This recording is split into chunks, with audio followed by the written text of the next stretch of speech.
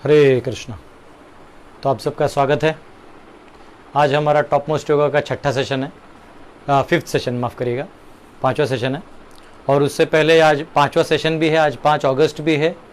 उसके ऊपर आज का दिन बहुत ही शुभ है, क्योंकि करीबन 450 से ज़्यादा सालों से जो सभी राम भक्तों की जो इच्छा थी, वो आज नरेंद्र मोदी और योगी आदित्यनाथ जी के कृपा से और सारे देशवासियों के प्रार्थना से, सबके एकजुट होने से, सारे धार्मिक लोगों के एकत्रीकरण करने से ये हुआ है। और ये बहुत ही क्या कहते हैं उसको, आनंददायी है। तो इसके लिए जो अंत में हम लोग कीर्तन करेंगे वो भगवान राम को एक स्पेशल कीर्तन से हम लोग समर्पित करेंगे। मुझे अभी भी याद है, कुछ 2015 में मैं एक यात्रा लेके गया था, मार्च में। तो 2015 में जब मैं एक यात्रा लेके गया था तो काशी, गया, प्रयाग, फिर अयोध्या भी लेके गए थे कुछ भक्तों को। तो लेके गया तो एक 35 लोगों का ग्रुप था। तो जब अयोध्या लेके गया तो वहाँ का माहौल ऐसा था कि ऐसा लग रहा था कि हम यहाँ कैसे, मतलब ये तीर्थ लग ही नहीं रहा था। और अभी अब जब हम फोटोज़ देखते तो इतना सुंदर बना दिया है। तो एक प्रबल राजा हो, एक निर्णायक राजा हो, सामर्थ्यशाली शासक हो, तो देखिए क्या क्या हो सकता है। मुझे आज भी याद है, सब भक्तों को जब रामलला के दर्शन के लिए अंदर भेजा जा रहा था तो अननेसेसरी इतना सिक्योरिटी चेकिंग, ये वो, इतना तकलीफ देके रखा था। और वैसे ही मुझे बहुत दुख होता था कि रामलला को इतने छोटे जगह पे रखा है, तो मैं गया ही नहीं। मैं सबका मोबाइल पकड़ के वहाँ बाहर ही बैठा था। और मैं बोला मैं अंदर नहीं जाऊँगा, क्योंकि जब तक भगवान राम को उनके असली स्थिति में, राजा की स्थिति में नहीं रखा जाएगा, वो देखा ही नहीं जाएगा उनको वहाँ रखा हुआ। तो उन्होंने एनीवेज, कल हमको उन भक्तों का मैसेज भी आया कि प्रभु जी अब हम लोग जा सकते हैं। तो पहला मुझे लगता है लॉकडाउन खत्म होते ही पूरा भारतवर्ष जो है अयोध्या की ओर कूच करेगा। ये तो ऐसे हुआ कि भगवान राम के वनवास के बाद पुनः आ गए, उन्होंने एक लीला वापिस किया है। इसलिए हम सब शासकों को इकट्ठा रहना चाहिए। हमको एक दूसरे के मतभेदों को राजनीतिक तौर पे सुलझाना चाहिए, धार्मिक चीज़ों पे कॉम्प्रोमाइज़ नहीं करना चाहिए, इसे ये पता चलता है। तो चलिए, कुछ नहीं, भारतवर्ष ये सीख भी गया है और आगे जाके जो जनरेशन है इसे लेके और भी ऐसे कदम उठाएगी, धार्मिक कार्य करेगी, जिससे कभी धर्म को कोई ठेस ना पहुँचे। क्योंकि धर्म एक ऐसा चीज़ है कि हर जीव के लिए वो ज़रूरी है, चाहे वो काला हो, गोरा हो, अमेरिकन हो, इंडियन हो। तो धर्म को कभी टच नहीं करना चाहिए। शासक जो है, इनका काम है धर्म को बनाए रखना चाहिए। तो ये बहुत अच्छा ठोस निर्णय देखिए मोदी जी ने किया। इतना उनको लोग कहते रह गए कि ये क्या बोलते हैं, उनके ऊपर गाली देते रह गए, लेकिन उन्होंने जो कर दिया वो इतिहास में दर्ज होगा। हाँ, जिन्होंने रामलला को पुनः लाया है, तो अभिनंदन है इनको। और सभी देशवासियों की प्रार्थना और जो आशीर्वाद है, इससे ये सब हुआ है। सभी साधु संतों का इसमें योगदान है। वो तो अच्छा हुआ कि ये बहुत अच्छे तरीके से हो गया, वरना ये अगर उग्र संहार का रूप ले लेता तो ये बहुत ही दोनों दलों के लिए बड़ा घातक हो जाता। बहुत समझदारी से शासन ने इस कार्य को किया है। बहुत बहुत धन्यवाद। अंत में हम लोग श्री राम जी का कीर्तन करेंगे। एक तरह से दिवाली का दिन जैसे आज लग रहा है, आज दिवाली का दिन है, ऐसा ही लग रहा है। ठीक है, हरे कृष्णा। लेकिन अभी हम पहले हमारे आज के विषय में जाते हैं। और आज का विषय हमारा जो है वो है ध्यान योग।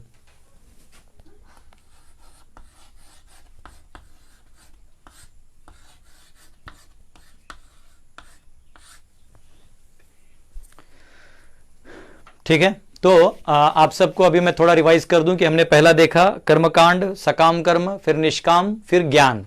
ये 4 विषयों को हमने देखा, कैसे इनमें से देहात्म बुद्धि से वस्तु विषय ज्यादा, कर्मकांडी व्यक्ति जो है वस्तु विषय से ज्यादा आसक्त होता है। सकाम कर्मी जो हो कार्य से, मतलब अपने इंद्रियों को काम करके उससे जो फल आने वाला है उसमें ज्यादा वो रुचि रखता है। फिर जब और थोड़ा प्रगत हो जाता है तो उसे समझता है कि अरे इसमें भी कोई तृप्ति नहीं है, ये मेरी वास्तविक स्थिति नहीं है, तो वो निष्काम कार्य करने लगता है। वो कार्य तो करता है, क्योंकि कार्य से आसक्त अभी भी रहता है। उसकी सोच होती है कि कार्य करना जरूरी है, लेकिन कई बार लोग कहते हैं ना, वो मराठी में कहते थे, काम करीत रहा हाक मारित रहा। काम करते रहिए और भगवान को भी पुकारते रहिए। तो काम करते रहिए आप, लेकिन काम से फिर भी आसक्ति होता है। तो निष्क्रिय नहीं होते, वो क्रियावान होते, लेकिन फल की आशा नहीं करते। तो उनका बोझा थोड़ा हल्का होता है, थोड़ा उनको उनके लेवल का आनंद अलग होता है, उनको हमेशा लगता है कि मैं इन सब से ऊपर हूं। लेकिन उनसे ज्यादा ज्ञानी होते हैं, ज्ञान योग से जो भगवान से जुड़ते हैं, जो भगवान को समझते हैं, इस शरीर का भेद समझते हैं, आत्मा और शरीर अलग है ये समझते हैं, और मैं ईश्वर का अंश हूं ये समझते हैं, लेकिन अपने संबंध को समझने के साथ साथ जो प्रयोजन है उसमें वो कार्य नहीं करते। मतलब भगवान के सेवा में ज्यादा नहीं जुड़ते, परंतु वो अपने विचारों से, अपने तत्वों से वो भगवान से लगे रहते हैं, उनको कहते हैं ज्ञान योगी। तो ये हमने कल तक देखा, और आज हम देखेंगे ध्यान योगी। अब ध्यान, मैंने कल क्या बताया कि ज्ञान योग कहां खत्म होता है। ज्ञान योगी को लगता है कि चलो ठीक है, मेरे को ज्ञान समझ में आ गया, सब कुछ समझ में आ गया, तो अब करना क्या है, तो मुझे अभी भगवान को का दर्शन करना है या भगवान को हासिल करना है। तो अभी भी उसके सोच में होता है कि अभी भी मुझे इंद्रियों का दमन जो करना है, ये पूरी तरह से दमन करके मुझे कुछ हासिल करना है। तो इंद्रिय दमन अभी भी, ये ध्यान योगी जो वो इंद्रिय दमन में अभी भी लगेगा, क्योंकि अभी तक ये जो कल मैंने आपको बताया ना कि इंद्रिय जो है ये मतलब आपको खींचते हैं, तो इनका अभी भी सोच है कि इंद्रिय को जब तक मैं एंगेज नहीं कर दूंगा या इंद्रिय के माध्यम से भगवान को नहीं देख लूंगा, तब तक मैं यश प्राप्त नहीं होगा। तो ध्यान योगी अभी भी, इसलिए ध्यान योग का जो भी अध्याय है छठा, उसको भी कर्म योग ही माना जाता है, क्योंकि अंत में वहां भी क्रिया एक तरह से आगे, अब वो क्रियाएं स्थूल नहीं है जैसे पहले वालों में थी, अब ये सूक्ष्म है, अब ये मन की स्थिति में ज्यादा जाने वाला है। कल हमने बुद्धि की स्थिति में देखा कि लॉजिक और थोड़ा क्रिया, लेकिन अब मन को पूरा नियंत्रण करने वाले, यहां मन और बुद्धि एक हो जाने वाला है। बुद्धि भी जो है वो मन के साथ साथ ही इंटीग्रेट होने वाला है, और वो एक होके एक चित्त के रूप में आगे उभरने वाला है, जो अभी हम देखेंगे। तो वैसे आज मैं आपको पूरा छठा अध्याय जो है वो पूरा तो अध्याय आज हम नहीं पढ़ पाएंगे, लेकिन उसमें जो मेन श्लोक हैं जहां भगवान ध्यान के बारे में पूरा बताते हैं वो मैं बताऊंगा, ठीक है। इसलिए मैं आज को जो हम जिस स्टाइल से पढ़ते हैं उस स्टाइल को फटाफट खत्म करते हैं, क्योंकि छठा अध्याय पढ़ना भी उतना ही जरूरी होगा।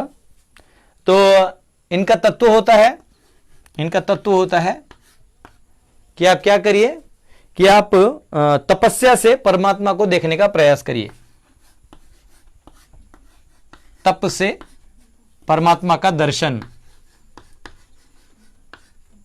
मैं इतना ही लिखता हूं, आप समझ जाइए कि तप करके, तप यानी अपने इंद्रियों को तपाइए, मन को भी तपाइए, और इनको ऑलमोस्ट एक अंतिम स्थिति में लाना है। उसको कैवल्य कहते हैं, जिसका मैं वर्णन आपको जब छठे अध्याय में पढ़ाऊंगा। तो ये पूरा जो मार्ग है, इस मार्ग को, ये सारा जो मार्ग बताया गया है, ये पतंजलि योग सूत्र में आता है, ठीक है। पतंजलि के जो योग सूत्र हैं वो 4 पादों में बटे गए हैं। इन 4 में ये 4 जो सूत्र है मैं आपको बता देता हूं। पतंजलि के जो 4 सूत्र हैं, तो ये आते हैं समाधि,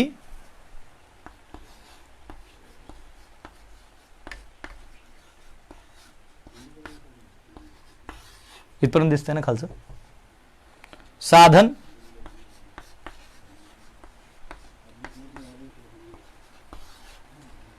विभूति,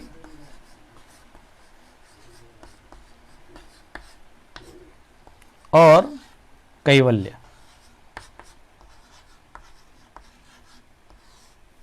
ठीक है। तो अब जो है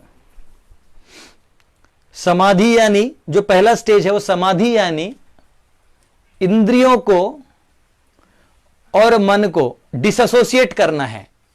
इसमें सारे वो वाले मेथड्स दिए गए हैं, स्पेशली इसमें योग आसन वगैरह जो हम लोग करते हैं, जो आप लोग जनरली, हम लोग योग के नाम पे बहुत चल रहा है आजकल योग बोलते ही लोग जो है वो यहां से नहीं कैजुअल, मतलब मैं कैजुअल हो जाऊंगा तो योग जो है ये ठीक है हमारे भक्तों को कंट्रोल नहीं होता है तो हंस रहे।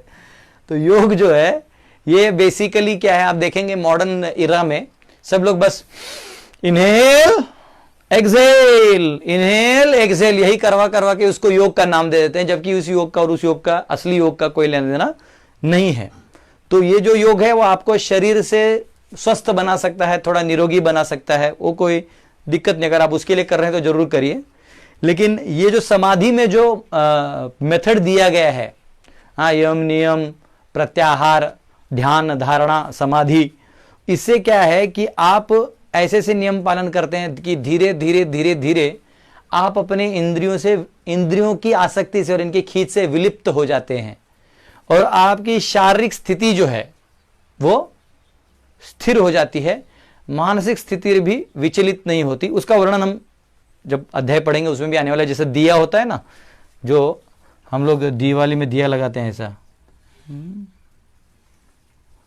तो ये जो दिया है जहां जब हवा नहीं बहता है तो ये सीधा रहता है, और अगर हवा बहेगा तो ये ऐसा कभी ऐसा, हाँ, कभी बुझ भी जाता है।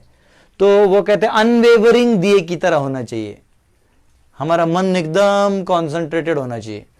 तो ये जो चीज है लोग बहुत ट्राई करते हैं, लोग ध्यान योग करने का प्रयास भी करते हैं। कई बार ये जो योगा टीचर होते हैं ये बोल भी देते हैं कि या I am following Patanjali sutras this days, लेकिन माफ करिए, वो उसका सूत्र का पहला ही पार्ट है वनम गत्वा, घर से निकलो वन में जाओ। इस समाधि का पहला नियम है ब्रह्मचर्य। हाँ, याज्ञवल्क्य के ब्रह्मचर्य के बारे में बहुत कुछ लिखते हैं कि पहले आपको काम वासना जो है सेक्स लाइफ से दूर होना पड़ेगा, तब जाके इस समाधि का स्टार्टिंग वो है। आप घर पे रहिएगा और गृहस्थ जीवन जीते हुए फिर बोलिएगा कि मैं ये कर रहा हूं, तो वो फिर हिपोक्रेसी है। ठीक है, तो ये वो कहा गया।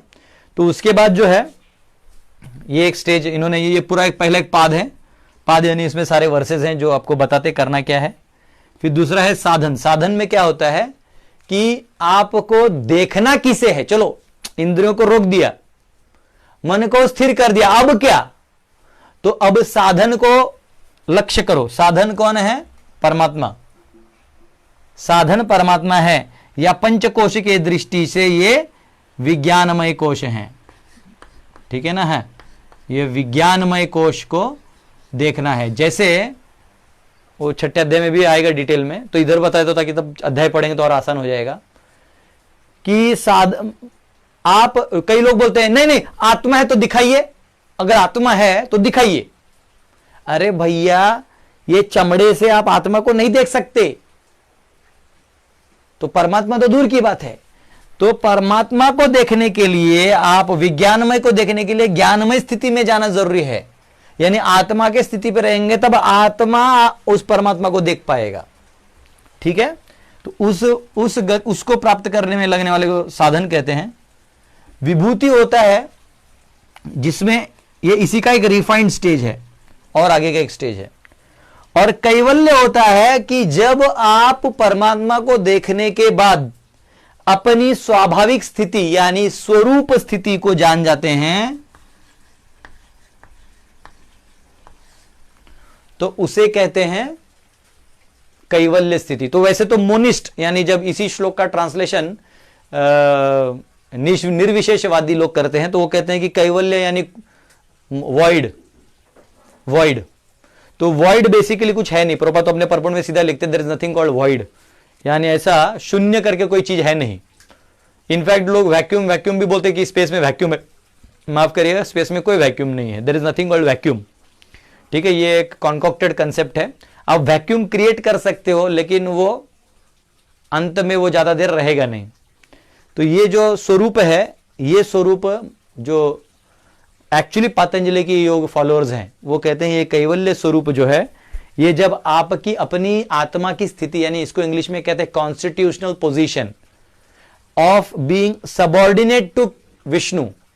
तो यहां पे जो ध्यान लगाया जाता है विभूति में वो विष्णु मूर्ति की लगाई जाती है। याद रखिएगा, हमारे हृदय में जो भगवान हैं परमात्मा रूपी हैं। आपको याद होगा मैंने परमात्मा के लेक्चर में रोल ऑफ परमात्मा करके एक लेक्चर दिया, यही लॉकडाउन में, आप यूट्यूब पे जाके देख सकते हैं। तो भगवान यहाँ 8 इंच के रहते हैं हमारे यहाँ।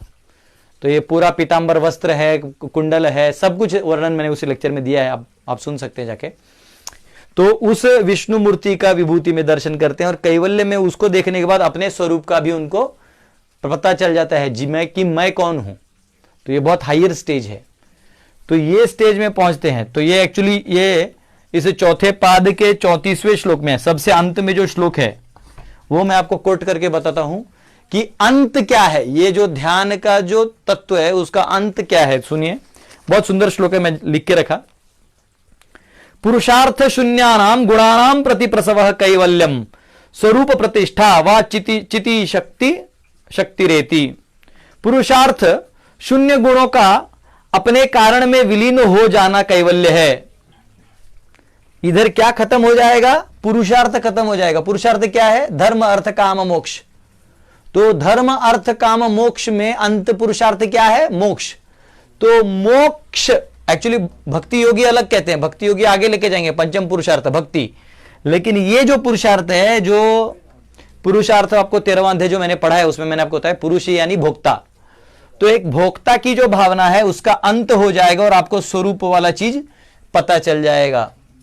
और वो क्या कह रहे हैं कि अपने कारण में विलीन हो जाना। तो आत्मा का कारण कौन है? सर्व कारण कारणम भगवान है। तो उसमें विलीन हो जाना। अब विलीन में भी, विलीन शब्द के अनेक अर्थ हैं। विलीन है कि आप निराकार में, अगर ये ध्यान योग बहुत भयंकर चीज है, क्योंकि इतना मेहनत, हजारों साल मेहनत करने के बाद व्यक्ति ब्रह्म ज्योति में विलीन हो सकता है, परमात्मा में दर्शन करके उन्हें छोड़ सकता है, या फिर नीचे आ सकता है पुनः यहां पे, या भी वो वैकुंठ भी जा सकता है। लेकिन वो उसके पास क्या इधर रियलाइजेशन हुआ उसके ऊपर है। ठीक है ना, ये बहुत डीप सब्जेक्ट है। तो कई बार लोग यहां से आके नीचे वृंदावन में आके भक्ति भी करते हैं। ऐसे बहुत सारे संत हैं जो इधर तक पहुंच गए और उसके बाद आके उन्होंने भक्ति किया। तो लेकिन भक्ति किया तो फिर वापस नहीं गए।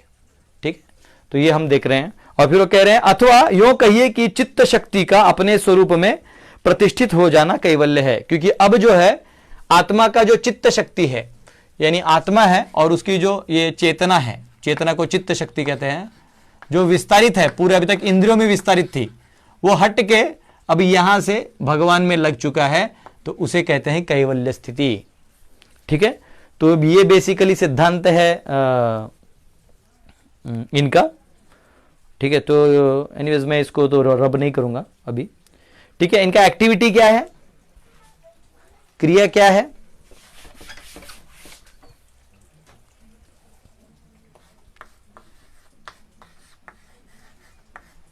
क्रिया जो है यम नियम ऐसे करके जो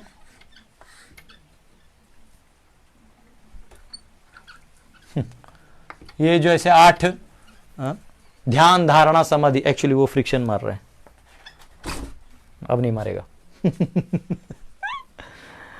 इंजीनियरिंग। तो यम नियम, ये ध्यान धारणा समाधि, तो ये समाधि तक जाने वाले जो 8 प्रोसीजर हैं, तो इनको वो करते हैं। यानी पहले तो अपने आप को ऐसे रूल्स में बांध लेंगे कि हम इतना ही सांस लेंगे, हम पत्ता खाएंगे, हम सिर्फ पानी पे जिएंगे। फिर धीरे धीरे धीरे अपने पूरे इंद्रियों का जरूरत है उसको शून्य कर देते हैं, मन के वेगों को रोक लेते हैं और धीरे धीरे धीरे धीरे अपने अंदर आंतरिक जाते हैं। तो यहां एक्चुअली ध्यान लगाना होता है। ठीक है, तो ये पूरा 8 स्टेप वो क्रिया के रूप में करते हैं। अच्छा, इनका ये करने का कारण जो होता है, जैसे मैंने आपको बताया, भय, इच्छा, कर्तव्य और प्रेम होता है। तो इनका योग मिश्र भाव होता है। ठीक है, ये एक्चुअली इनका भय से वगैरह नहीं होता, इच्छा से होता है, योग मिश्र होता है। और प्रभुपाद जी समझाते हैं कि nobody in this world is without self interest. तो इनका एक इंटरेस्ट जरूर होता है कि मुझे, इच्छा को ऐड कर सकते हैं यहां पे, इनका एक इंटरेस्ट होता है कि मुझे अपने क्रिया से या सामर्थ्य से भगवान को प्राप्त करना है। ध्यान से देखिए, भक्ति योगी में उल्टा होने वाला है। भक्ति योग सोचता है कि भगवान की कृपा से मुझे उनके पास जाने को मिलेगा, लेकिन ये अभी भी अपने सामर्थ्य की बात करता है, इसलिए ये मिश्र है। समझ रहे हैं, ये बहुत हाईएस्ट है जो प्रभुपाद जी समझाते हैं। हम लोग पढ़ेंगे, इसलिए मैं उधर भी फास्ट जा रहा हूं। और इनके आराध्य कौन होते हैं? अभी तक सबके कर्मकांडी के आराध्य देवता थे, सकाम और निष्काम और ज्ञानी के ब्राह्मण थे, और इनके आराध्य होते हैं परमात्मा। कई बार हमारे भक्त लोग भी तीसरा, चौथा, पांचवा, छठा अध्याय जो है वो छोड़ ही देते हैं, बाउंसर जाता है, उनको समझता ही नहीं है। लेकिन जो मैंने अभी आपको ये सेशंस दे रहा हूं योगा लैडर का, एक बार इसको आप समझ लीजिएगा तो मुझे नहीं लगता आपको कोई कठिनाई होगी, सारे श्लोक आपको ऐसे ही समझ में आ जाएंगे। ठीक है। फिर मन की स्थिति क्या होती है? पूरा नियंत्रण, मन विचलित नहीं होता। लेकिन एक याद रखिए, अभी मन जो है भगवान की लीलाओं के स्मरण से नहीं भरा हुआ है, नियंत्रण में है, ये कहीं नहीं जा रहा। वेरी गुड, पहले वालों से बहुत अच्छा है। लेकिन अभी भी ये इनका मन का जो ग्लास है वो भरा नहीं है, नियंत्रण में है, ग्लास हिल नहीं रहा है बस। लेकिन ग्लास को भक्ति से जब भरेंगे, भगवान की प्रेममयी सेवा, गुण, रूप, नाम, लीला से भर देंगे तो फिर वो खत्म हो जाएगा। और ऐसे कोई भी कर देते हैं एक बार तो आप समझिए कि वो उनका जीवन उद्धार हो जाता है। कल ही मैं राघवेंद्र स्वामी के बारे में सुन रहा था, मंत्रालय में जिनका समाधि है, कि उनको इतना तकलीफ हुआ, ये सब हुआ, लेकिन उन्होंने इतने सारे ग्रंथ लिखे और इतना प्रचार किया और इतने भगवत भक्तिमय थे। तो ये ग्लास भक्तों का भर जाता है, ऐसे भक्तों का। फिर उनको अलग से मन को नियंत्रण या इंद्रियों को नियंत्रण नहीं करना पड़ता। ये भक्ति की खासियत है, ये हम कल देखेंगे। भक्तों को कुछ करने का जरूरत ही नहीं है। आप समझ रहे? जैसे बंदर जो होता है, वो बंदर ही अपनी मां को पकड़ के रखता है, वो जहां जाती है उसको खुद पकड़ के रखना जरूरी हो जाता है। मां ध्यान देगी नहीं देगी कोई भरोसा नहीं। लेकिन जो बिल्ली होती है वो अपने बच्चे को मुंह में पकड़ के लेके जाती है, तो उसे कुछ नहीं करना, मां ने तो पकड़ लिया है। तो वैसे भगवान ने आपको पकड़ लिया है, तो भगवान ने आपको एक बार पकड़ लिया तो वही नहीं छोड़ेंगे, आपको क्या चिंता है। तो वो भक्ति की स्टेज बहुत हाई होती है। तो ये मैं इसलिए बता रहा हूं क्योंकि अभी इसका नेक्स्ट स्टेज भक्ति है। अब आपको समझना पड़ेगा थोड़ा डिफरेंस। बुद्धि जो है, वाह, इधर मन और बुद्धि जो है, आपको एक अच्छा चीज है, वो इसके अलाइनमेंट में काम करता है। क्यों अलाइनमेंट में काम करता है? क्योंकि इससे पहले मन जो है वो दोस्त और दुश्मन का रोल प्ले करता है। आएगा हमारी गीता के श्लोकों में आएगा, पता नहीं हम कितने श्लोक कर पाएंगे, लेकिन मैं अभी भी थोड़ा थोड़ा आपको हिंट दे ही रहा हूं छठे अध्याय का। मन जो है ये आपका सबसे बड़ा दोस्त, नहीं तो सबसे बड़ा दुश्मन बन जाएगा। अगर आप इंद्र तृप्ति में लगे हैं तो दुश्मन, अगर आप आध्यात्म में लगे हैं तो दोस्त। तो ये मन का स्वभाव है। तो बुद्धि क्या करता है? चित्त एक है, यहां तो बोल दिया ना कि चित्त एकत्रित होकर काम करता है। तो ये दोनों जो चित्त के विस्तार हैं वो एक हो जाते हैं और नियंत्रण में लग जाते हैं। उसके बाद इसके जो प्रैक्टिशनर्स हैं, यानी जो इसको प्रैक्टिस करते हैं, उनको योगी कहा जाता है। जैसे बाकी में हमने देखा कि जनरली कर्मकांड में आपको गृहस्थ दिखाई देंगे और वैश्य समाज के, क्षत्रिय समाज के लोग भी दिखाई देंगे, और सकाम में और निष्काम में, सकाम में आपको थोड़े से क्षत्रिय भी दिखाई देंगे, लेकिन निष्काम और ज्ञान में आपको ब्राह्मण वर्ग दिखाई देगा। वैसे ध्यान में आपको योगी जन दिखाई देंगे, ये अलग हैं। ये कुछ भी हो सकते हैं, ये क्षत्रिय हो सकते हैं, वैश्य हो सकते हैं, ब्राह्मण भी हो सकते हैं, कुछ भी हो सकते हैं। ठीक है। तो ये योगी होते हैं, प्रैक्टिस करते हैं। तो कभी कभी योग में क्या होता है कि इसका एक इनकम्प्लीटनेस आपको अभी बता देता हूं भूलने से पहले, कि इनको ना तप करने के बाद एलिवेशन, सिद्धि प्राप्ति, ये सब ऐसा ऐसा हो जाता है। कुंभ मेला में जो योगी होते हैं नागा, ये वहां डुबकी मारते हैं, यहां बाहर आ जाते हैं हरिद्वार में, यहां डुबकी मारते हैं, वहां प्रयाग में बाहर आ जाते हैं। मैंने बहुत लोग ऐसे मतलब पावर्स के साथ देखा भी है। तो इनको ना ये मतलब इतना अचीवमेंट रहता है कि फिर इनको थोड़ा ईगो भी रहता है, वो सटल ईगो रहता है, वो छोड़ना पड़ता है लेकिन वो रहता है। तो सटल ईगो से ना एकदम कभी कभी गुस्से भी जल्दी हो जाते हैं। लेकिन वैष्णव कभी गुस्सा नहीं होता, क्योंकि जानता है ये मेरे कर्तव्य से मिला ही नहीं हो, तो कृपा प्राप्त हूं मैं, मुझे तो कृपा मिला है। तो मुझे जो ऐसे ही लोन किसी ने प्यार से दिया तो मैं उसको उल्टा जाके क्या बोलूं। तो ये भाव होता है। लेकिन यहां पे स्वयं का किया हुआ है ना, मिश्र है, उसको खुद की सामर्थ्य से उसने किया है, इसलिए वो हो सकता है, अभिमान हो सकता है। ठीक है। और जैसे मैंने आपको उदाहरण दिया, उदाहरण अगर आप देखें तो नागा साधु जो हैं, ये लोग आपको ऐसा मिलेंगे। नागा साधु जो होते हैं तो ये लोग बहुत तप ध्यान इत्यादि करते हैं। ध्यान योगी आपको बहुत सारे मिलेंगे। वैसे मैंने एक ट्रेंड देखा है कि अभी वेस्टर्नर्स जो है बहुत सारे, वो या तो बुद्धिस्ट की तरफ चले जाते हैं। हाँ, जैसे मैंने आपको बोला उनको नेगेटिव, कल का जैसे बताया बहुत नेगेटिव एक्सप्रेशन रहते, तो उनको या तो जीरो चाहिए या तो पॉजिटिव चाहिए। तो भक्ति करने से वो डरते हैं, क्योंकि भक्ति में जो है समर्पण की भावना है। यहाँ वो समर्पण नहीं करना चाहते, लेकिन कुछ एक्वायर करना चाहते, तो आते हैं ध्यान योग इत्यादि करने का प्रयास करते हैं। बहुत सारे फॉरेनर्स भी आते हैं, तो कई बार हमारे वैष्णवगण जाके उनको ध्यान योग सिखाते। क्या जरूरत है? कोई जरूरत नहीं है। उनको प्रसाद खिलाइए, वो ऐसी आपके मंदिर आ जाएगा, हरे कृष्णा करिए, उसको ऐसे ही रिलैक्स फील होगा। ये सारा जो वो हजारों हजारों साल करते रहेगा, वो 5 मिनट में हो जाता है हरे कृष्णा में आके। यही तो प्रभुपाद जी समझा रहे हैं। कई बार लोग होते हैं, प्रभु जी, प्रभुपाद ने ये 6ठे अध्याय में ध्यान योग में भी भक्ति क्यों लिखा है? क्योंकि भैया वही जरूरी है जो एक ध्यान योगी को मिलेगा। तो अंत में तो भगवान वही तो समझा रहे हैं, 6ठे अध्याय में थोड़ी रुके हैं भगवान। 7वें से जो चालू किए हैं भक्ति के बारे में और वो अपना उसके बारे में बताना चालू किए हैं, तब तो ये कोई गिनता भी नहीं है। फिर भी ये बता दिया, क्योंकि अर्जुन को बड़ा वो था इच्छा कि मैं जाऊंगा तपस्या करूंगा, बोल लो ये करो है। तो ये समझना जरूरी है। और 6ठा अध्याय जो है भगवत गीता का 6ठा अध्याय, ये पूरा इसको आपको वर्णन करता है। और अगर आपको योग सूत्र पढ़ने पतंजलि के, तो वो भी इसमें आ जाएगा। अगर आपको जाके पहाड़ियों में अगर हैं तो आप जा सकते हैं। अच्छा, इसमें अपूर्णता क्या है? अपूर्णता है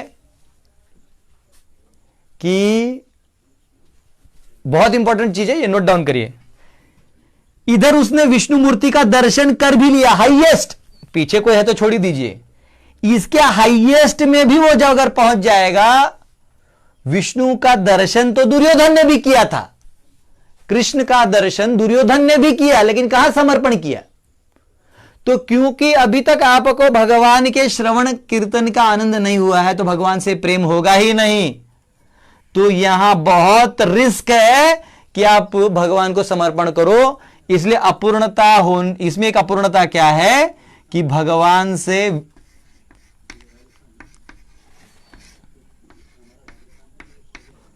आसक्ति नहीं होती।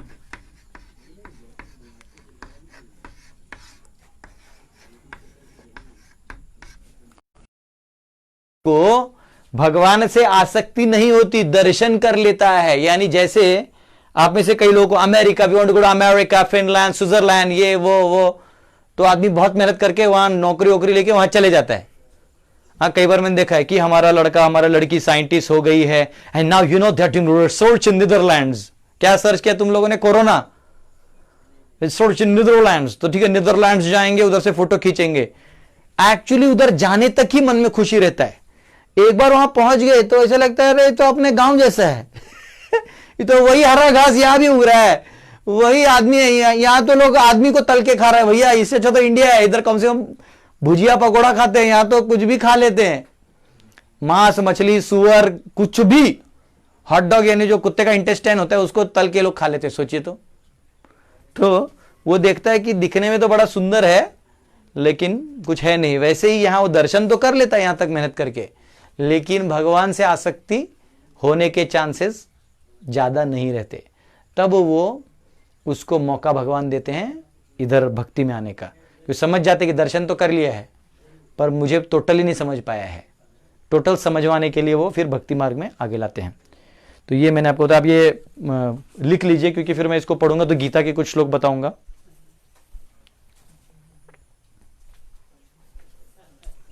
ठीक है, तो इसको मैं पोस्ट देता हूं,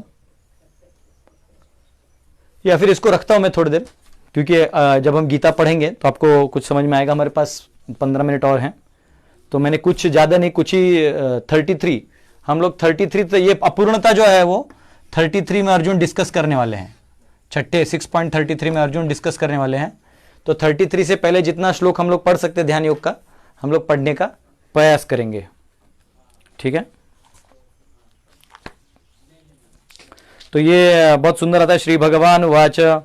तो अभी तो मैं सारे श्लोक नहीं पढ़ूंगा, लेकिन मैं जितने की वर्सेस हैं उसके बीच में पढ़ने का प्रयास करूंगा। अनाश्रित कर्म फलम कार्यम कर्म करोति यः स सन्यासी च योगी च न निराग्नि च अक्रियः। वो कह रहे हैं कि one who is unattached to the fruits of his work and who works as he is obligated in the renounced order of life, and he is the true mystic, not he who lights no fire and performs no work. तो यहां भगवान क्या कह रहे हैं कि actually सिर्फ कोई निष्क्रिय हो गया तो वो सन्यासी नहीं कहलाएगा।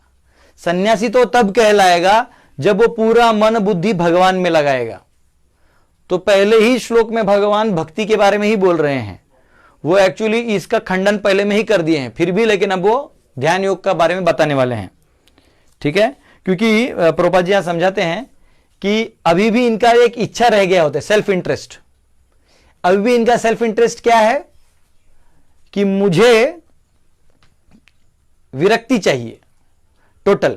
हम अंत में आएगा, मैं आपको चाहे तो अंत वाला चीज थोड़ा बता सकता हूं कि कौन से दो वो होते हैं। एक समाधि में जाने के बाद ना दो प्राप्त होते हैं। एक समाधि होता है संप्रज्ञत समाधि। तो संप्रज्ञत समाधि में क्या होता है कि जो हमारे इंद्रिय हैं वो एकदम दूर हो जाते हैं और ट्रांसेंडेंटल फेज आ जाता है कि जब आपको यह आएगा श्लोक की सुख दुख का कोई परिणाम नहीं होगा। और दूसरा है असंप्रज्ञत समाधि। तो उसमें वो भौतिक जो भोग का जो एक ट्यूनिंग होता है ना, बैकग्राउंड म्यूजिक की करना है अनुभव, वो भी खत्म हो जाते हैं, जल जाते हैं। तो ये इसलिए वो कह रहे हैं कि सेल्फ इंटरेस्ट तो उसका फिर भी होता है, इसलिए कहीं ना कहीं वो अभी भी सेल्फ इंटरेस्टेड है। देखिए योगी, ये योगी कैसा, ध्यान योगी, ये दिखता है, ये ध्यान योगी क्या करता है, भगवान है या आप हैं, तो ध्यान योगी अभी भी भगवान को अपने इंटरेस्ट में लाना चाहता है। मैं नहीं दिख रहा हूं, ठीक है, लेकिन ये दिख रहा है ना। और भक्त क्या करता है, भक्त भगवान के इंटरेस्ट में काम करता है। दोनों का फर्क समझिए, ये भगवान के लिए काम कर रहा है इसलिए ये ग्रेट है, ये अपने इंटरेस्ट के लिए भगवान को ला रहा है, इसमें डिफरेंस है। इसको कहते हैं सेल्फ इंटरेस्ट, इसलिए मैंने यहां इच्छा ऐड की है। इसलिए ये एक स्टेप लोअर है लैडर में, एक सीढ़ी में एक वो नीचे है। ठीक है, यम संन्यासमिति प्राहुर्योगम तम विद्धि पांडवा न ही असन्न्यसत संकल्पो योगी भवति कश्चन। What is called renunciation is the same as yoga. ठीक है, जो असली में संन्यास है यानी सब कुछ छोड़ के भगवान में लगे हुए कार्य को योग कहते हैं। और linking oneself with supreme, for no one can become yogi unless he renounces the desire of sense gratification. आप योगी बन ही नहीं सकते जब तक आप इंद्रिय भोग की इच्छा नहीं छोड़ देते। जो मैंने बताया ना, समाधि प्राप्त करने के लिए आप जब तक इच्छा नहीं छोड़ते हैं भोग का। अब इसके आगे भक्ति योग को भी यही लागू होगा। क्यों? अभी भक्ति योगी का भी यही सेम स्टेटमेंट है। क्यों? क्योंकि अगर आप ऐसा नहीं कह सकते प्रभु जी मुझे इस दुनिया के सारे सुख भी चाहिए और मुझे भगवान भी चाहिए, वैसे नहीं होने वाला है। या तो आपको भगवान मिलेंगे और जो भगवान आपको बदले में देंगे वो लेके आपको खुश हैं तो ठीक है। अब भगवान जानते हैं आपके लिए क्या अच्छा है, लेकिन आपके मन से नहीं मुझे ये भी चाहिए वो भी चाहिए। भगवान ऐसा क्यों नहीं करते? भगवान तेरे बाप का नौकर है क्या? हाँ, भगवान ऐसा नहीं करते वैसा नहीं करते, मेरे को देखो ना, मैं तो जप कर रहा हूं, मुझे नौकरी से निकाल दिया। अरे वो नौकरी से निकलना अलग चीज है, तेरा जप करना अलग चीज है। दोनों को एक मत करो। तो ये फर्क समझना बहुत जरूरी है। ठीक है, तो वो कह रहे हैं कि जब तक हम भौतिक इच्छा नहीं छोड़ेंगे तब तो कोई फायदा नहीं है। अब ये पूछ देंगे तो आपको फिर इधर से समझाने मुश्किल हो जाएगा। ठीक है, ये कह रहे हैं आरुक्षोर मुनेर्योगम कर्म कारण मुच्यते योगारूढ़स्य तस्यैव शमः कारण मुच्यते। दो चीजें हैं इसमें ध्यान योग में। एक है आरुक्ष यानी योग आरुक्ष और एक है योग आरूढ़। तो योग आरुक्ष में जो ये शुरुआत में एक्सरसाइज वगैरह है ना, ये दो चीज जो है साधन और समाधि वाला पार्ट जो है ये योग आरुक्ष माना गया। ये चढ़ते वक्त जो लैडर है इसमें एक्चुअली अगर कोई डायरेक्ट भी ध्यान में जाता है तो उसको सकाम निष्काम से पार होना ही पड़ेगा। उसके अंदर में जो सकाम इच्छाएं हैं, निष्काम की मेरी भावना वो हटा के धीरे धीरे ध्यान योग में स्थित होना होगा और फिर वो इसको योग आरुक्ष कहा गया। और योग आरूढ़ यानी आरूढ़ मतलब बैठ गया। हाँ, बोलते ना वो वामांगी आरूढ़ सीता बोलते ना। तो आरूढ़ यानी वहां पहुंच जाना। कहां पहुंच जाना? कि योग आरूढ़ तो हाईएस्ट जो योग का जो टॉप मोस्ट लोकेशन है वहां पहुंच जाना। लेकिन ये भी वो टॉप मोस्ट नहीं है, टॉप मोस्ट भक्ति है जो अभी ये बताया आपको इधर, भगवान के इच्छा में हाँ मिलाना। ये अर्जुन है और एक तरह से ये दुर्योधन है जो भगवान को अपने काम में लगाना चाहता है। तो अभी भी ये लोअर है। ठीक है, यदा हीनेन्द्रियेषु न कर्म स्वनुषज्जते सर्वसंकल्पो संकल्प संन्यासी योगारूढ़स्तदुच्यते. A person is said to have attained to yoga when having renounced all material desires. He neither acts for sense gratification nor engages in fruitive activities. तो योग में वो स्थित है जो न इंद्रियों के लिए काम करता है और न फ्रूटिव एक्टिविटीज, कर्मकांड की जो बात की थी, जो फलों की आशा, सकाम और कर्मकांड को जो पार्ट है उसमें भी वो सक्रिय नहीं रहता. अब आपको लैडर समझ में आ रहा होगा जो मैंने अभी तक समझाया. उद्धरेत आत्मानम आत्मानम नात्मानम अवसादयेत आत्मैव हि आत्मनो बंधुरात्मैव रिपुरात्मनः. A man must elevate himself by his own mind, not degrade himself. अब जो मन है उससे योग में क्या करना है, अपने आप को आगे बढ़ाना है, डिग्रेड नहीं करना है, लैडर के नीचे मत आइए. अब भौतिक इच्छाओं को छोड़ दीजिए. The mind is friend of the condition soul and enemy as well. ये मन जो है ये आपका मित्र भी है, ये आपका शत्रु भी है, रिपु भी है, ये दोस्त भी है, ये दुश्मन भी है. अगर आप भौतिक इच्छाओं को फुलफिल करने जाएंगे तो ये आपका दुश्मन बनेगा, आपको भोग ही नहीं करने देगा ठीक से. अब फिर आप जब भोग से छोड़ दीजिए, त्याग करेगा, नहीं नहीं करना, कर जा जा ले, ऐसा मन आपको बोलते रहेगा. और जो ही आप उसको बोलेंगे बस जस्ट शट अप, अब मैं भगवान में लगाऊं, बस मेरे को कुछ नहीं चाहिए, बोलते वो सुधर गया. फिर वो मन बोलता है मैं भी आ रहा हूं तेरे साथ, है ना. हम आपको यूट्यूब पे बहुत अच्छा ड्रामा दिखेगा, पैंटमाइम शो है, मी एंड माई माइंड, वो देख लीजिएगा. हमारे ग्रैंड रोड मंदिर के भक्तों ने बहुत अच्छा बनाया था, बहुत ही मतलब उसमें ऐसा लगता है जैसे आप और मन से बात हो रहा है. हाँ, तो वो देख लीजिए, बहुत सुंदर है कि मन को कैसे दोस्त बनाया जा सकता है. तो इसमें एक श्लोक प्रभुपाद जी तात्पर्य में लिखते हैं, बहुत अच्छा है. वो कहते हैं मन एव मनुष्याणाम कारणम बंधम मोक्षयः बंधाय विषया संगो मुक्ते निर्विषयम मनः. कि मन ही आपके बंधन का कारण है और फिर मन ही आपके मुक्ति का कारण है. अगर आपको मुक्त भी होना है तो समझिए ये मन का जो लेप है इसको आपको इस्तेमाल करना होगा. बंधुरात्मानमात्मनस्तस्य येनात्मैवात्मना जितः अनात्मनस्तु शत्रुत्वे वर्तमात्मैव शत्रुवत्. अब ये पूरा मन का भगवान बोल रहे हैं. For him who has conquered the mind is best of friends, but for one who has failed to do so his very mind will be greatest enemy. मन ही सबसे बड़ा दुश्मन बन जाएगा और आपको ऐसे ऐसे योनियों में डाल डाल के रुलाएगा, तो आप उसमें मत जाइए. ठीक है, मन अलग है. जीतात्मना प्रशांतस्य परमात्मा समाहितः शीतोष्ण सुख दुखेषु तथा मानापमानयोः. For one who has conquered the mind the super soul is already reached, for he has attained tranquillity. देखिए, जिसने एक बार मन को नियंत्रण कर लिया तो वो आराध्य जो है परमात्मा तक पहुंच गया, भगवान तक नहीं पहुंचेगा. भगवान स्वरूप जो है साकार स्वरूप में जो टोटल उनसे आदान प्रदान का बात है वो तब होगा जब मन में ये ग्लास भरेगा भगवान की गुण रूप लीला से. नहीं भरेगा तब तक वो यहां तक पहुंच जाएगा. वो कह रहे हैं वो वहां तक पहुंच जाएगा. For he has attained tranquillity. To such a man happiness distress heat and cold honour and dishonour all are same. शीत उष्ण सुख दुख मान अपमान ये सारे जो द्वंद्व हैं इससे अलग हो जाएगा. ध्यान योगी अलग हो जाता है. ज्ञान योगी को भी उसका फर्क नहीं गिरता है, वो भी मुक्त हो सकता है, लेकिन ध्यान योगी को भी इससे कोई फर्क नहीं गिरता. आप देखिए ना जो हिमालय में लोग रहते हैं उनको कोई ऐसा ठंडी बर्फ. अभी एक वीडियो आया था कि आर्मी वाले 8000 फीट ऊपर गए थे, देखा तो एक साधु वो बर्फ से नहा रहा है. यहां हमारे आर्मी के जवान पूरा ट्रेनिंग लेने के बाद भी उसके अंदर है, कोर्ट के अंदर. लोग आश्चर्य करते हैं, बाबा एकदम मस्त लंगोटी में आए हैं, अंदर से पानी निकाले करके नहा रहे. उनको समझता ही नहीं कैसे कर रहे. एक साधु से मैंने पूछा था कि आप लोग ऐसा कैसे कर लेते हैं, तो बोले कुछ नहीं, ऊपर पहाड़ पे जाओ तो उधर भी देखो भगवान ने उनका रखा है, आपको विश्वास होना चाहिए बस. बोले एक पहाड़ में एक शिलाजीत करके कुछ आता है, बस इतना चाट लिया ना आपने तो चाटने से आपको पूरा 1 साल का उसका एनर्जी आपको आ जाता है. तो हमारे मूर्ख इधर भूलोक के लोग इतने बदमाश हैं, वो काम वासना फुलफिल करने के लिए शिलाजीत खा लेते हैं. अरे हरामियों, अरे नलायको, तुम लोग आध्यात्म के लिए वो है शिलाजीत भगवान ने रखा है, तुम लोगों को यहां लाके ये सब करने के लिए नहीं रखा है, मूर्ख. चलो ठीक है, प्यार से बोला है, ऑफ द रिकॉर्ड ही रखिए इसको. तो ज्ञान विज्ञान तृप्तात्मा कूटस्थो विजितेन्द्रिय युक्त इति उच्यते योगी समलोष्ट्राश्म कांचनः. A person is said to be established in self-realization and is called a yogi When fully satisfied by virtue of acquired knowledge and realization, such a person is situated in transcendence and is self-controlled. He sees everything, whether it is pebbles, stones or gold. चाहे वो पत्थर हो, हीरे हो, सोना हो, अब इसको कुछ फर्क नहीं करता है, वो उसके लिए वो मायना ही नहीं है। ठीक है। सुहृन्मित्रादि उदासीन मध्यस्थ द्वेष्य बंधुषु साधुष्वपि च पापेषु समबुद्धिर्विशिष्यते।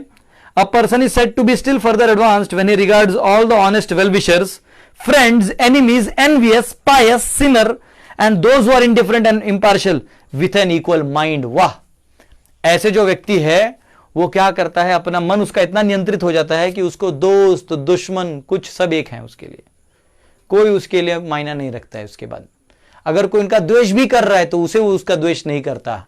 ये याद रखिए, ये इधर के बाद वो मन की स्थिति भक्ति में भी वही रहेगी। वो जो एक्सटर्नल्स के प्रति जो भाव है वो वैसे ही रहने वाला है, भक्त को भी ऐसे ही रहता है। भगवान गीता में 12वें अध्याय के 8वें श्लोक में, 8वें नहीं 12वें के 12वें या 13वें में कह रहे, कहते अद्वेष्टा सर्वभूतानां मैत्र करुणा एव च निर्ममो निराहंकार। वो कहते वो उसको कुछ पड़ा ही नहीं है, वो किसी से दोष ही नहीं करता है। हाँ, निर्माण मोहा जित संग दोषा, वो आगे तो भक्ति का तो हम लोग कल चर्चा करेंगे। हाँ, तो ऐसे करते करते ये पूरा दिया है। कैसे बैठना चाहिए, अभी हमारा समय कम है। कहाँ बैठना चाहिए, शुचौ देशे प्रतिष्ठाप्य, स्वच्छ एरिया में बैठना चाहिए, अलग जाके बैठना चाहिए। उधर आपको जो डियर स्किन है, डियर हिरण का जो स्किन है उसके ऊपर बैठना चाहिए। 90 डिग्री इरेक्ट में बैठना चाहिए, आपके इधर इधर ध्यान देना चाहिए। ऐसा हम लोग 2 मिनट देंगे तो चकना हो जाएंगे। सोचो लोग ध्यान में बैठे रहते हैं। बाल नहीं काटना है आपको, शेविंग नहीं करना है, ब्रिल क्रीम नहीं लगाना है, फेस वॉश नहीं लगाना है। हाँ, तो हम लोग क्या करते हैं, सिटी वाले लोग ना थोड़ी देर के लिए अपने घर के अंदर में बैठ के ओम करके थोड़ा अच्छा फीलिंग करके निकल जाते हैं। उनको लगता है अब मैं एकदम डिवाइन हो गया। डिवाइन नहीं है, डिवाइन करने के लिए हालत खराब हो जाता है। ठीक है, ये कोई मटेरियलिस्टिक चीज नहीं है। तो एकाग्र वगैरह होना, ये पूरा दिया हुआ है, अभी इतना हमारे पास समय नहीं है पढ़ने का। तो ये कर करके उसमें दिया है कि विष्णु मूर्ति में मेडिटेट करते हैं और ब्रह्मचर्य का पालन करते हैं। अगर आपको ध्यान योग लगाना भी है तो ब्रह्मचर्य बहुत जरूरी है। ठीक है, विष्णु मूर्ति पे ध्यान लगाना है। और मैं इसको आगे ले जाता हूं। फिर कैवल्य की बात हमने की, पूरा इसमें दिया है। ये जो मैंने आपको दीप का उदाहरण दिया था ना, यहां पे आता है, देखिए 19वें श्लोक में, यथा दीपो निवातस्थो नेंगते सोपमा स्मृता योगिनो यत चित्तस्य युंजतो योगमात्मनः। वो कह रहे हैं a lamp in windless place does not waver, जैसे हिलता नहीं है, so the transcendentalist whose mind is controlled remains always steady in the meditation of transcendental self। कि जो योगी है उसका भी यही हालत होता है। ठीक है, ये सब जो है। फिर पातंजलि के कैवल्य का मैंने आपको वर्णन ऑलरेडी कर ही दिया, स्वरूप के बारे में बता दिया, समाधि 2 प्रकार के हैं वो बता दिया मैंने आपको। ठीक है, और एक पॉइंट है यहाँ पे जो मैं आपको 33 से पहले बताऊंगा। तो ये वो बहुत योगी का एक भाव बताया है। वो कह रहे हैं सर्वभूतस्थमात्मानं सर्वभूतानि चात्मनि ईक्षते योग युक्तात्मा सर्वत्र समदर्शनः। वो कह रहे हैं a true yogi observes me in all beings, मुझे वो सब में देखता है। And also sees every being in me, और मुझ में भी सबको देख लेता है। Indeed the self realized man sees me everywhere. योगी जो है सब जगह भगवान को देख लेता है। फिर 30वां श्लोक आता है, यो माम पश्यति सर्वत्र सर्वम च मयि पश्यति तस्याहम न प्रणश्यामि स च मे न प्रणश्यति। और यहां भगवान कहते हैं कि एक्चुअली यहां से वो आगे भक्ति के स्टेज पे जाएगा ना, ये थोड़ा क्वालिफाई हो गया है अब, क्योंकि अब ये नीचे नहीं जाएगा, बिल्कुल नहीं जाएगा। तो ध्यान योगी जो है जा सकता है लेकिन फिर भी नहीं जाएगा। तो भगवान इसको यहां से खींच के लाते हैं भक्ति में। तो कहते हैं ऐसे को मैं नहीं भूलता हूं, क्योंकि बेचारा मुझे देखने में इतना लालायित था। तो कह रहे for one who sees me everywhere and sees everything in me, I am never lost to him and nor is he lost to me. तो कई बार लोग बोलते हैं प्रभु भगवान ने थोड़ी कृपा की, लगता है भगवान मुझे भूल गए हैं। तो भगवान आपको कभी नहीं भूलते, वो आपको हमेशा याद रखते हैं। ठीक है, फिर अब जो है मैं इसके आगे वो पढ़ूंगा तो समझ आएगा। लेकिन 33वां श्लोक में अर्जुन अब एक सवाल पूछेंगे जो इस अपूर्णता को दर्शाता है योगी का। वो कह रहे हैं यो यम योगस्त्वया प्रोक्त साम्येन मधुसूदन एतस्याहं न पश्यामि चंचलत्व स्थितम स्थिराम। Arjun said, "O Madhusudan, the system of yoga which you have summarized appears impractical and undurable to me, for the mind is restless and unsteady." वो कह रहे हैं कि मेरे जैसे क्षत्रिय को ये जो आपने अभी बताया ये सारा ये हो ही नहीं सकता। आप भी बोलोगे प्रभु जी आपने बहुत अच्छा ध्यान योग का लेक्चर दिया, बहुत कुछ डोनेशन चाहिए तो ले लीजिए, लेकिन प्लीज इसको हम जीवन में अप्लाई नहीं कर सकते। तो क्या करना है बताइए। तो अब भगवान क्या करेंगे, उस छठे अध्याय के लास्ट में वो इन सारे योगों को समराइज करते करते यहां से आगे भक्ति में लेके जाएंगे, और फिर 7वें से 18वें अध्याय तक अर्जुन को पूरा भक्ति में डुबा डुबा के निकालेंगे। और 13वां अध्याय भी जो भक्ति युक्त ज्ञान है, वो जो ज्ञान योग है वो अलग है, वो भक्ति युक्त ज्ञान है। ठीक है, तो भक्ति योग के बारे में हम लोग कल चर्चा करेंगे, और कैसे भक्ति योग से बाकी सब योगों का आउटपुट ऐसे आ जाता है, तो अलग से आपको एक एक योग करने का जरूरत नहीं है। ठीक है, तो बहुत बहुत धन्यवाद। अभी हम लोग कीर्तन करेंगे श्री रामचंद्र जी के उपलक्ष्य में। आज इतना सुंदर दिन है, बहुत अच्छा लग रहा है। मुझे तो ऐसा मन कर रहा है कि चुपचाप गाड़ी निकाल के अयोध्या चले जाइए, लेकिन पता है वहां जेड सिक्योरिटी वगैरह होगा, भगा देंगे मुझे। तो लॉकडाउन के बाद पहला सब लोग को अयोध्या ही जाना है, दर्शन करना है। ये ऐसे योगी और मोदी जैसे हर घर में अगर एक एक बेटा भी पैदा हो गए तो मुझे लगता है ये भारतवर्ष ही नहीं, पूरा दुनिया ही नहीं, तो पूरे ब्रह्मांड में धर्म का शासन चलेगा। तो एक सुंदर भजन है, मैं गाऊंगा, मेरे पीछे आप लोग गाने का प्रयास करिए। रामचंद्र रघुवीरा, रामचंद्र रणधीरा, रामचंद्र रघुवीरा,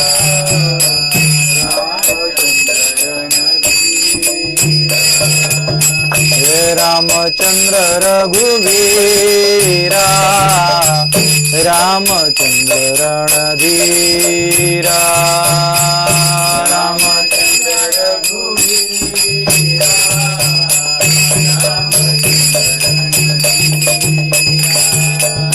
हे रामचंद्र जगन्नाथ, रामचंद्र रघुनाथ,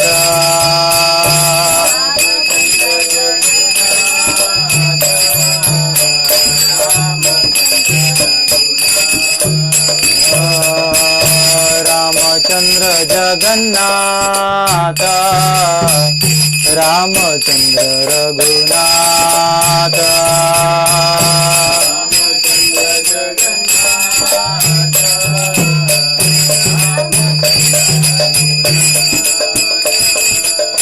हे रामचंद्र दया सिंधु, रामचंद्र मम बंधु, रामचंद्र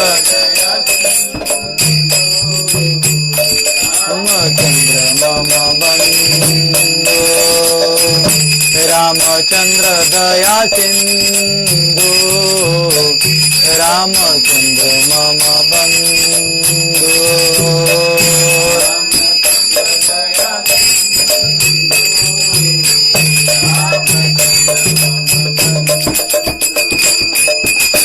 रामचंद्र रणधीरा, रामचंद्र रघुवीरा, राम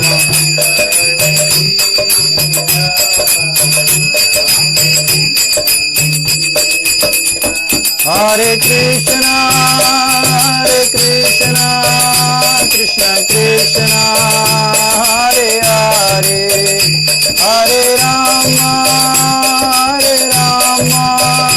राम राम हरे हरे, हरे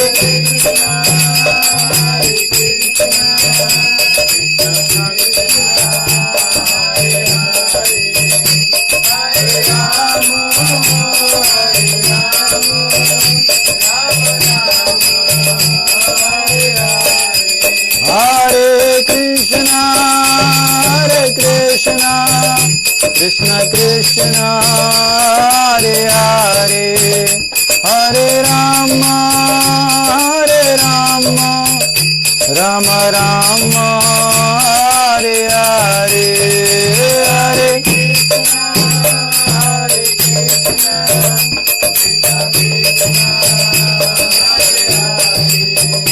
हरे राम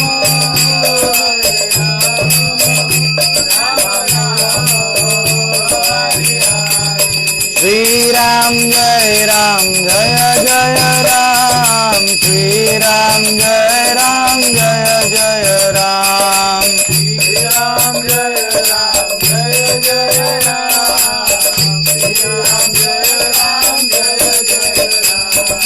श्री राम जय जय राम, श्री राम जय जय राम, राम जय जय राम,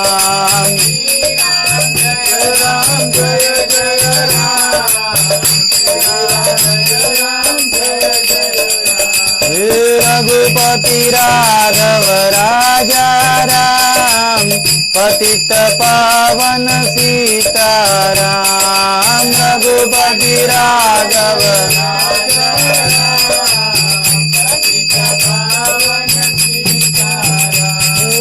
रघुपति राघव राजा राम, पतित पावन सीताराम,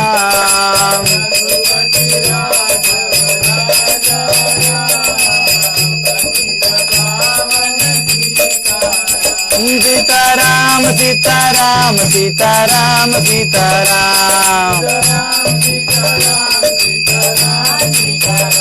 सीताराम सीताराम सीताराम सीताराम, सीताराम सीताराम सीताराम, राम सीताराम सीताराम सीताराम सीताराम, सीताराम सीताराम सीताराम सीताराम, सीताराम सीताराम सीताराम सीताराम सीताराम सीताराम, सीताराम सीताराम सीताराम सीताराम, सीताराम हरे कृष्णा कृष्ण कृष्ण हरे हरे, हरे राम राम राम हरे हरे, हरे कृष्णा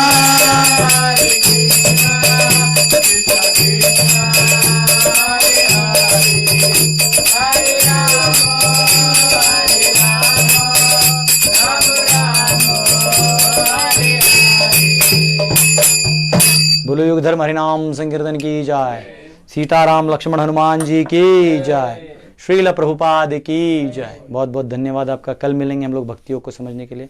हरे कृष्णा।